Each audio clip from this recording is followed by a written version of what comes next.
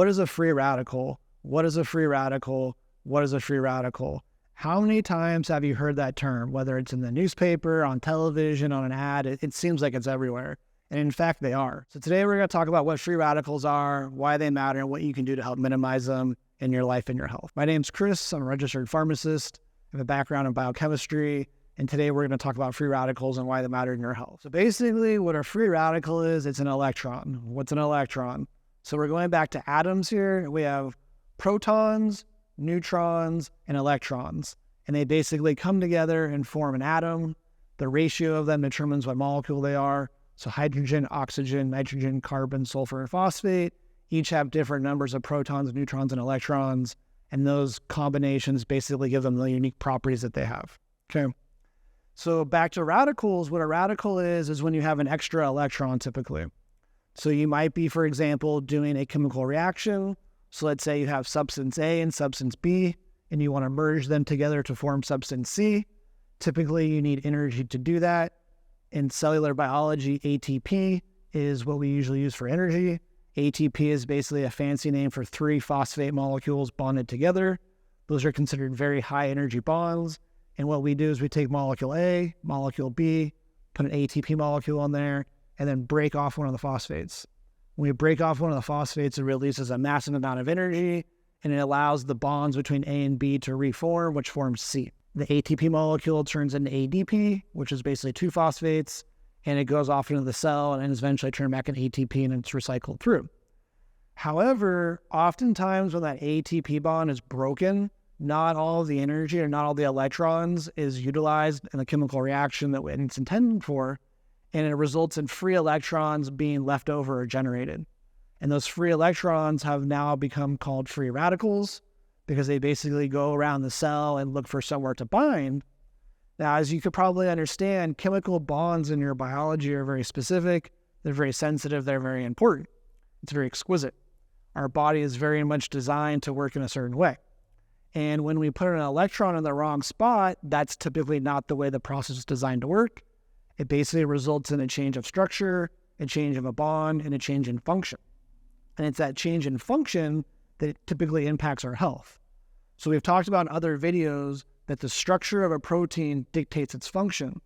So you basically have a series of amino acids, they form into a structure, that structure then goes bind with other structures, and it does a job.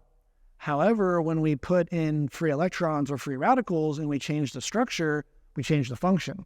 So you could have all these different things in your body. The list of examples is endless. They're basically proteins that have a job, but when a free radical comes in and it changes the structure, it changes the job. And the protein is no longer able to do its job. So imagine if you have something that's essential and the protein whose task it is to do that job doesn't work properly, it's not going to be good. That's why free radicals matter. Over time, free radicals can accumulate and cause even more and more and more damage. So the common things we talk about with free radical generation is stress, improper nutrition, eating processed foods, which are typically considered as pro-inflammatory. So they themselves elicit an inflammatory response. Those inflammatory responses create more reactions, which in free radicals can either be a part of or be generated from.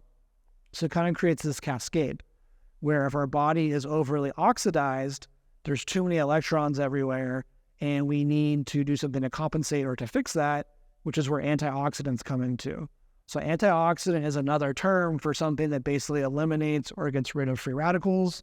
The most common example of an antioxidant we're going to talk about is typically something like vitamin C. And vitamin C is basically a molecular structure that is able to absorb those electrons. So the vitamin C molecule basically goes around your body, and anywhere it sees a free electron, it says, hey, I'm going to grab you, get you out of here, and make sure you can't do any harm. So that would be an example of why vitamin C can be so beneficial.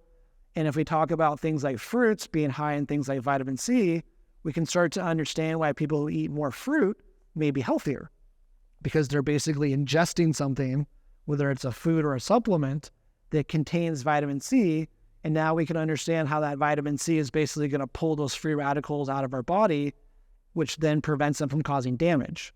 And we can also understand that if we reduce the amount of damage in our body over a long-term duration, it's probably going to elicit a positive effect. So this is kind of the basic idea for a free radical. It's basically an electron that goes around and does damage. It's typically the result of a chemical reaction, something that happens all the time in our body. So free radicals are a natural product of life. But there's also evidence to suggest that things like stress, lack of exercise, lack of healthy diet can also increase or cause free radical generation. Another example is smoking.